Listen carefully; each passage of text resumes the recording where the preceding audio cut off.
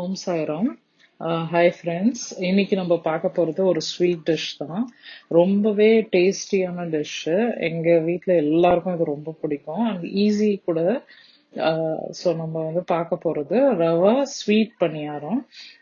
So main ingredients என்னன்னு பார்க்கலாம் இப்போ. இது பார்த்தீங்கன்னா ரவை வந்து ஒரு கப் தேவை இதுக்கு. ஆஹ் எந்த ரவைனாலும் ஓகே, ஃபைன் ரவை இல்லை கொஞ்சம் பெரிய ரவை அந்த மாதிரி.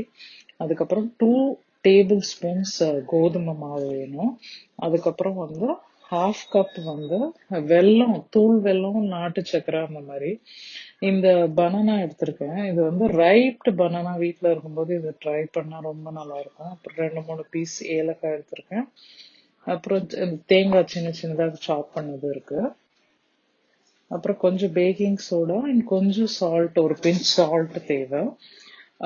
இது வந்து ஃபர்ஸ்ட் ஸ்டெப் வந்து நம்ம மெயினா வந்து இந்த ரவையை வந்து ஒரு 15-20 மினிட்ஸ் டு ½ hour மேக்ஸிமம் ஒரு ½ கிளாஸ் தண்ணி மெஷர் நான் போடுறேன்.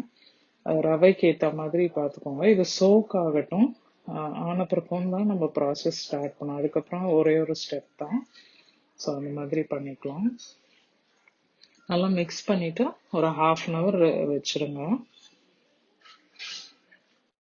பாருங்க, இந்த ரவை வந்து நல்லா ஊறிடுச்சு. இது வந்து நம்ம ஒரு மிக்ஸி ஜார்ல போடலாம். வெட் கிரைண்டிங் மிக்ஸி மாதிரி இருக்கும் இல்லையா, அந்த ஜார்ல போட்டுக்கோங்க.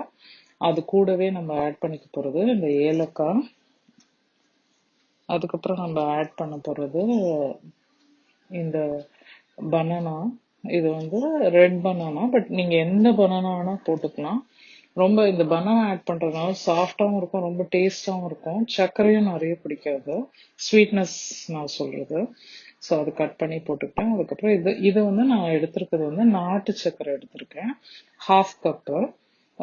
சுகர், அதாவது ஸ்வீட்னஸ் மைல்டா இருந்தா போதும், அந்த மாதிரி கொஞ்சம் கூட குறைச்சு போட்டுக்கோங்க. இது கோதுமை மாவு. அதுக்கப்புறம் நம்ம ஆட் பண்ண போறது இந்த சோடா மாவு, ஆப்ப சோடா. இதெல்லாம் சேர்த்து நம்ம பிளெண்டர்ல அரைச்சிக்க போறோம். உப்பும் போட்டுக்கலாம். ஒரு 1/4 கப் தண்ணி இதோட ஆட் பண்ணிக்கிறேன். ஆட் பண்ணிட்டு பிளெண்டர்ல ஒரு ஓட்டு ஓட்டிடுங்க. எல்லாமே அரைஞ்சிடும் நல்லா. இந்த மாதிரி ஒரு பேட்டர் கிடைக்கும். ஸோ மொத்தம் 3/4 கப் தண்ணி, 1/2 கப் மிக்ஸ் பண்ணி ஊற வைக்கிறதுக்கும் அரைக்கிறதுக்கு ஒரு 1/4 கப் தண்ணி. ஸோ இந்த மாதிரி உங்களுக்கு வந்து ஒரு திக் பேட்டர் கிடைக்கும். இந்த பேட்டர்ல வந்து நம்ம இப்போ வந்து இந்த பணியாரம் பண்ணிடலாம். ஆட் பண்ண வேண்டியது தேங்காய் சில்லு போட்டது. இந்த மாதிரி உங்களுக்கு வேணும்னா கேஷ்யூ நட் கூட கட் பண்ணி போட்டுக்கலாம் எக்ஸ்ட்ரா டேஸ்ட்டுக்கு. அப்புறம் இந்த மாதிரி ஒரு பணியார சட்டி வச்சுட்டு நீங்க வந்து நெய்யில பண்ணீங்கன்னா நல்லா டேஸ்டா இருக்கும். இது ஸ்வீட்னால நெய் இல்லைன்னா எனி குக்கிங் ஆயில் கூட ஓகே தான். இந்த இந்த டிஷ் வந்து பிரசாதமா கூட யூஸ் பண்ணலாம். அதாவது நம்ம சாமிக்கு நைவேத்தியம் பண்ணோம்னா அதுவும் பண்ணிக்கலாம். ஈவினிங் ஸ்நாக்கா யூஸ் பண்ணிக்கலாம். ரொம்ப ஸ்வீட் பணியாரம் ரொம்ப டேஸ்டியா இருக்கும். அண்ட் என்னன்னா ரொம்ப சாஃப்டா வரும். ஜென்ரலா அரிசியில எல்லாம் பண்ணுவாங்க, இதை ரவையில இந்த மாதிரி ட்ரை பண்ணுங்க, ரொம்ப டேஸ்டியா இருக்கும். ஸோ இந்த மாதிரி நெய் போட்ட பிறகும் ஹாஃப் ஃபில் பண்ணி ஒரு குழியிலையும் ஊற்றிட்டு சிம்ல வச்சிருங்க. கொஞ்ச நேரம் அது வெந்த பிறகும் திருப்பி விட்டுக்கலாம் நம்ம.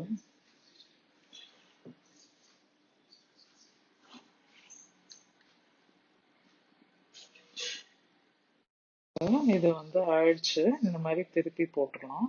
இந்த மேல இந்த வெந்த மாதிரி தெரியும் உங்களுக்கு சைட்ஸ், அதை பார்த்து திருப்பி போட்டுருங்க. இப்போ நம்ம பணியாரம் ரெடி. ரொம்பவே டேஸ்டியா இருக்கும். நீங்க ட்ரை பண்ணிட்டு கமெண்ட்ஸ் கண்டிப்பா போடுங்க. ஈஸி கூட, இதுல அரைக்கிறதுக்கு ரொம்ப எதுவும் இல்லை, ஜஸ்ட் ஒரு மிக்சிங் தான் அது.